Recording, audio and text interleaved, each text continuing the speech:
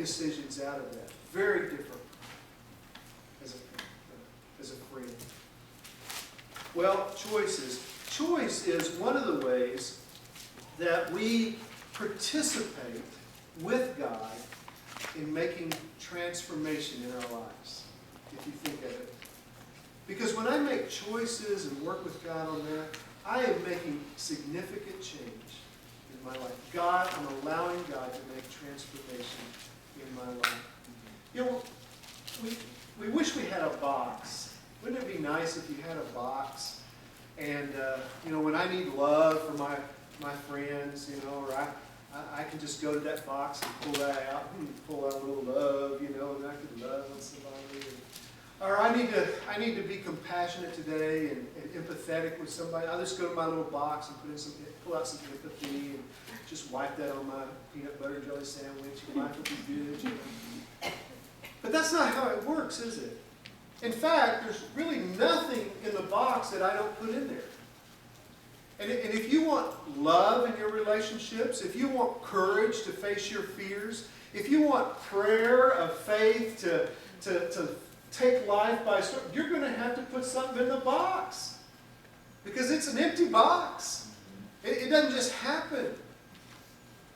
And so you have to invest. You have to invest. You have to make choices about what do I want to put in the box so that when I need it, it's there.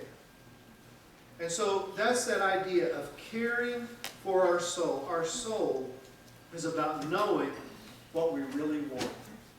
That's one of the questions I ask missionaries all the time. They'll get all bent sideways and mad about something. And I'll always, at some point, in some way, what I really ask them is, what is it you really want? I want to be right. Oh, that's nice. Well, I want my way. I want to be able to go do this. Oh, okay. So, just that clarity. And sometimes we feel guilty about that, about these desires, what I really want. But I would tell you no. I used to struggle in my prayer life. I used to fight my thoughts. I'd be praying, Lord, praise your name and glory your name. And I need to pick up milk at Walmart. Oh, wait, what was that? Lord, golly, oh gosh, focus, Barry. Focus. My brain's going out, not even nothing, And all of a sudden I realized one day is that, it's okay. That didn't, God's interested in the things I'm interested about. And so why not just pray about that? Why not just make that my prayer instead of fighting it? And all of a sudden I realized that the desires oftentimes that are on my mind and working through my brain and all this is the very things that God is trying to work in my life. Amen. And so I can just embrace that. And what I've learned over time is that when I need motivation, I got to be honest with you guys, my wife needs no motivation. You come into my house first thing in the morning, she's in the room, yoga, stretching, running, eating bananas, whatever, And she's not a health nut. She just takes care of herself. I'm a little worried. I'm afraid, she's going to have this wonderful body that's going to live forever, and she's going to go lose her mind. And I'm going to be married to this crazy person forever. And she's going to have this wonderful body. She's going to live forever. So, when she's not looking, I always put bacon fat in the beans.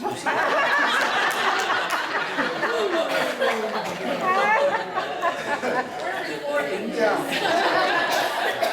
She does. I mean, she needs no motivation, but I do. I need motivation for most things. And I've learned a great source of motivation is to understand what it is I really want. What are the desires of my heart? And so when we know what the desires are, it can give us motivation. So when desire, what we really want, meets the soul, we find a place where motivation is unleashed and action is taken.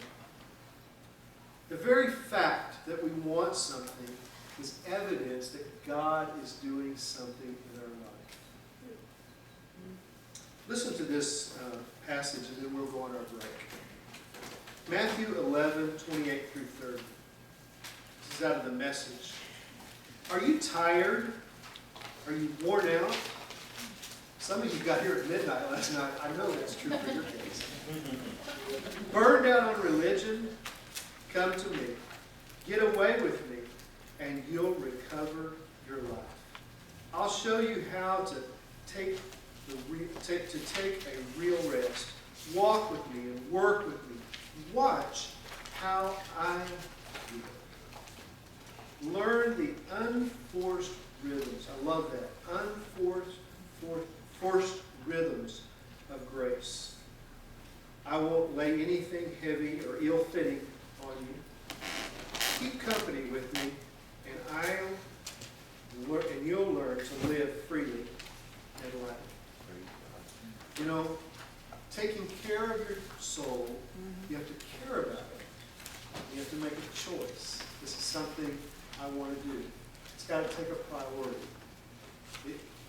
You're going to, at the end of this, you can take all this and this will go home and go right next to last year's and in a box somewhere, and that's okay. Or you can make a choice. And I'm going to change my behavior. I'm going to change my lifestyle. I'm not going to succumb to just everything the world's telling me is okay for me. And I'm going to live the way God's intended us to live. Amen? Amen. Is it time for a break? Let's go for a break. All right? Any announcements? Brian, good? Yeah, it was great. Okay. Can we? What time is it now? 10:30. We want to say 10:45, is that what we should do? Yep. Yes. Okay, 10:45. 10:45. Welcome Good back. job, Perry. Woo. Yes. I want some bacon for some reason. Everybody go grab some bacon.